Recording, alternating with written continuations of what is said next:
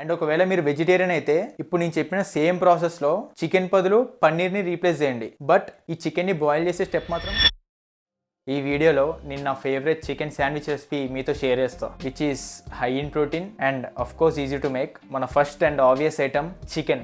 ఇక్కడ నేను 150 grams రా చికెన్ తీసుకున్నా. క్వాంటిటీ మీ డిపెండ్ ఉంటుంది, మీరు ఎంత కావాలంటే అని తీసుకోవచ్చు. అండ్ ఈ కిచెన్ వేయింగ్ స్కేల్ లింక్ నేను డిస్క్రిప్షన్లో ప్రొవైడ్ చేస్తా. ఇఫ్ మీరు ఎవరికైనా కావాలనుకుంటే చెక్ చేయండి, క్వాలిటీ మాత్రం టాప్ నాచ్ ఉంది. మన ఫస్ట్ స్టెప్ ఈ చికెన్ని వాటర్లో బాయిల్ చేయాలి. ఒకవేళ మీ దగ్గర ఎయిర్ ఫ్రైర్ ఉంటే మీరు ఎయిర్ ఫ్రై చేసుకోవచ్చు. అండ్ బాయిల్ చేసేటప్పుడు స్పైసెస్ ఏం అక్కర్లే, కొంచెం సాల్ట్ వేస్తే చాలు. అండ్ టర్మరిక్, ఈ టర్మరిక్ అనేది ఆప్షనల్. నేను ఏ నాన్ వెజ్ కుక్ చేసుకున్నా యాంటీ ఇన్ఫ్లమేషన్ కోసం నేను టర్మరిక్ యూజ్ చేస్తాను. అండ్ ఆ చికెన్ బాయిల్ అయ్యేలోపు ఒక ఆనియన్ ఇంకా ఒక టొమాటో పెద్దగా కట్ చేసుకుని పక్కన పెట్టుకుందాం. కళ్ళు మండకుండా ఆనియన్స్ కట్ చేయడానికి మీకు ఒక మంచి హ్యాక్ చూపించిన. వన్స్ ఆ చికెన్ మొత్తం దగ్గరికి అయిపోయిన తర్వాత ఇప్పుడు దీన్ని మిక్సీలో వేసి గ్రైండ్ చేయాలి. ఒకవేళ మీ దగ్గర మిక్సర్ యాక్సిస్ లేకపోతే చేత్తోనే బాగా నొక్కి దాన్ని పౌడర్ చేయండి. దీన్ని ఎక్కువసేపు మిక్స్ చేయక్కర్లేదు, జస్ట్ ఒక 2 seconds ఆన్ చేసి ఆఫ్ చేస్తే చాలు. అండ్ ఇప్పుడు మీరు స్టవ్ ఆన్ చేసి ప్యాన్ లో కొద్దిగా గీ హీట్ చేయండి. నేను ఇక్కడ గీ తీసుకున్నా, మీరు కావాలనుకుంటే ఆయిల్ కూడా తీసుకోవచ్చు. బట్ ఒక్క విషయం గుర్తుపెట్టుకోండి, మీరు ఆయిల్ తీసుకున్నా గీ తీసుకున్నా మీరు ఎంతైతే క్వాంటిటీ తీసుకున్నారో అది మీ క్యాలరీ ట్రాకింగ్ యాప్ లో మెన్షన్ చేయాలి. వన్స్ ఈ ప్యాన్ లో గీ హీట్ అయిన తర్వాత ఫస్ట్ ఆనియన్స్ వేసుకోండి. ఎప్పుడైతే ఆనియన్స్ కొద్దిగా లైట్ బ్రౌనిష్ కలర్ లో అవుతుందో అప్పుడు టొమాటో వేయండి. లో ఫ్లేమ్ లో ఒక 2 to 3 minutes వరకు ఇలా కదుపుతానే ఉండండి. మీరు ఒకవేళ వదిలేస్తే మాత్రం కింద మాడిపోతుంది. వన్స్ ఇది బాగా కుక్ అయిన తర్వాత ఇప్పుడు మనం ఆల్రెడీ మిక్స్ చేసుకున్న చికెన్ వేయండి. And now coming to our star item peri peri masala. నేను చాలా బ్రాండ్స్ యూజ్ చేశా, బట్ నా పర్సనల్ ఫేవరెట్ మాత్రం ఇదే, స్మిత్ అండ్ జోన్స్ అంట. ఒకవేళ మీ ఇంటి దగ్గర ఇది అవైలబుల్ అయితే పక్కా ట్రై చేయండి. అండ్ పెరి పెరి మసాలాతో పాటు కొంచెం సాల్ట్ వేయండి. అండ్ ఇప్పుడు ఒక 3 to 5 minutes వరకు కింద అడుగంటకుండా ఇలా కదుపుతానే ఉండండి. ఇప్పుడు మన స్టఫింగ్ పార్ట్ అయిపోయింది. బ్రెడ్ మధ్యలో నీట్గా స్టఫ్ చేసుకుని గ్రిల్ చేసుకుంటే మీ శాండ్విచ్ రెడీ. ఒకవేళ మీ దగ్గర గ్రిల్లర్ లేకపోతే అప్పుడు ప్యాన్ ఫ్రై చేసుకోవచ్చు, ఏం కాదు. అండ్ మీరు ఇప్పుడు బ్రెడ్ కొన్నా ఒక ఇంపార్టెంట్ విషయం గుర్తుపెట్టుకోండి, బయట అమ్మే ఏ ప్రోడక్ట్ అయినా ఇంగ్రీడియంట్స్ అనేది క్వాంటిటీ వైజ్ మెన్షన్ చేస్తారు. ఇప్పుడు ఎక్కువ క్వాంటిటీ ఉన్నది లిస్ట్ లో ఫస్ట్ ఉంటుంది. సో మీరు బ్రెడ్ కొనుక్కున్నప్పుడు టాప్ 3 ingredients లో షుగర్ ఉండకూడదు. అండ్ ఈ శాండ్విచ్ యొక్క ఇంగ్రీడియంట్స్ ఇంకా మ్యాక్రోస్ నేను స్క్రీన్ మీద డిస్ప్లే చేస్తున్నా, చూడండి. మీరు కావాలనుకుంటే చీజ్ కూడా యాడ్ చేసుకోండి, చాలా బాగుంటుంది. నా క్యాలరీ కంటెంట్స్ ఉన్నాయి కాబట్టి ఇక్కడతో ఆపేస్తున్నా. అండ్ ఒకవేళ మీరు వెజిటేరియన్ అయితే ఇప్పుడు నేను చెప్పిన సేమ్ ప్రాసెస్ లో చికెన్ బదులు పన్నీర్ని రీప్లేస్ చేయండి. బట్ ఈ చికెన్ని బాయిల్ చేసే స్టెప్ మాత్రం స్కిప్ చేయండి.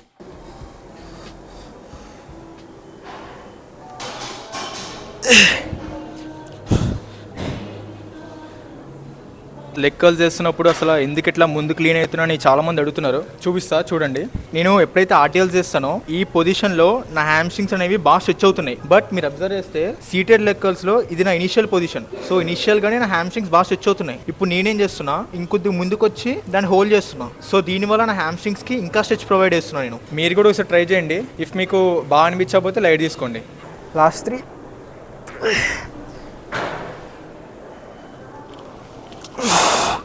బట్ ఇక్కడ ఒక్క విషయం గుర్తుపెట్టుకోండి, మీ గ్లూట్స్ అనేది ఒక ఫిక్స్డ్ పొజిషన్ దగ్గర లాక్ అయి ఉండాలి. ఓన్లీ మీ లోవర్ బ్యాక్ అనేది కొద్దిగా ముందు క్లీన్ అవ్వాలి, అంతే.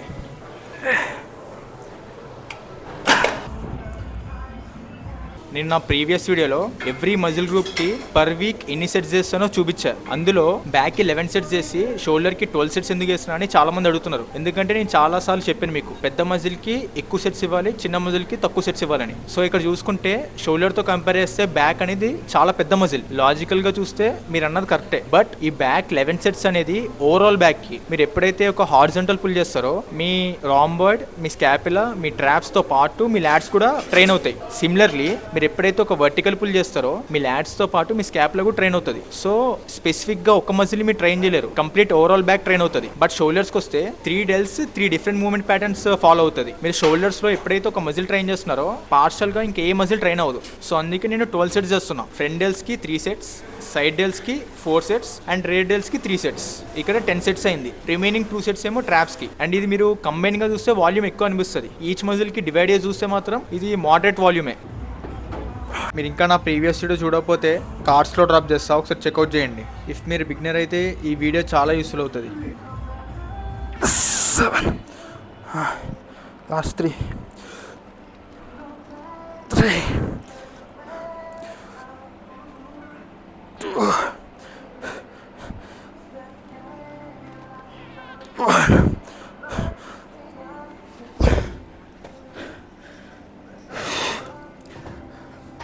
ఇది ఫెయిల్యూర్ కాదు, నాకు రైట్ సైడ్ 10 reps వచ్చినాయి, అందుకే లెఫ్ట్ సైడ్ కూడా 10 చేస్తున్నా. మేబీ పుష్ చేస్తే లెఫ్ట్ సైడ్ ఇంకో 2-3 reps వెళ్తుంది, బట్ రైట్ సైడ్ ఎంత వచ్చిందో లెఫ్ట్ సైడ్ కూడా ఎంత వేయాలి, లేకపోతే మళ్ళీ మజిల్ ఇంబ్యాలెన్సెస్ అవుతాయి.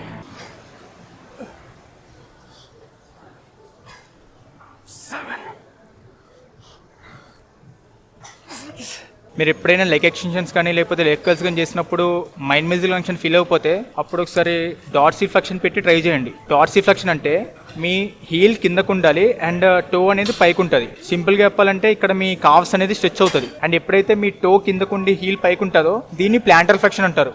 ఇది డార్సిఫ్లెక్షన్కి ఆపోజిట్. ఇక్కడ మీ కావ్స్ అనేది కాంట్రాక్ట్ అవుతుంది. బట్ ఎనీహౌ మీరు కానీ ఎప్పుడన్నా లెగ్ ఎక్స్టెన్షన్స్ కానీ లేకపోతే లెగ్ కర్ల్స్ కానీ చేసినప్పుడు మైండ్ మజిల్ కనెక్షన్ ఫీల్ అయిపోతే డార్సిఫ్లెక్షన్తో ఒకసారి ట్రై చేయండి. 4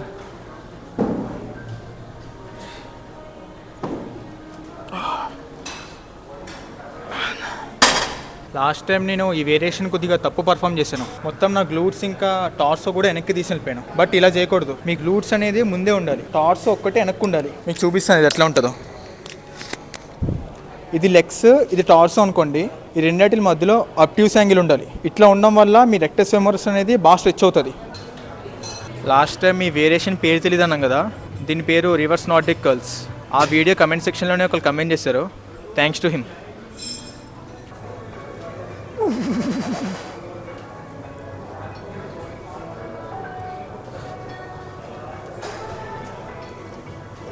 ఇన్ జనరల్ మన మజిల్లో 2 different type of muscle fibres ఉంటాయి. ఒకటి ఫాస్ట్ ట్విచ్ మజిల్ ఫైబర్, ఇంకోటి slow twitch muscle fibre. Fast twitch muscle fibre అంటే అది కొద్దిగా ఫాస్ట్గా యాక్టివేట్ అవుతుంది. సో ఎప్పుడైతే మీ రెప్ రేంజ్ బిలో 10 అట్లా ఉంటుందో అలాంటప్పుడు ఈ ఫాస్ట్ ట్విచ్ మజిల్ ఫైబర్ అనేది యాక్టివేట్ అవుతుంది. బట్ వేరే స్లో ట్విచ్ మజిల్ ఫైబర్కి వస్తే ఈ మజిల్ ఫైబర్స్ అనేవి స్లోగా యాక్టివేట్ అవుతాయి. సో ఈ మజిల్ ఫైబర్స్ని స్టిమ్యులేట్ చేయాలంటే మీరు మోడరేట్ వెయిట్తో ఎక్కువ రెప్స్ చేయాలి, అబోవ్ 15 అబోవ్ 20 చేయాలి. మన కాఫ్ మజిల్స్లో majority slow twitch muscle fibre ఉంటుంది. సో మీరు కాఫ్స్ని బాగా గ్రో చేయాలనుకుంటే రెప్ రేంజ్ ఎక్కువ పెట్టండి. నేను పర్సనల్గా 15 to 25 రెప్స్ మధ్యలో ఫెయిల్ అవుతా.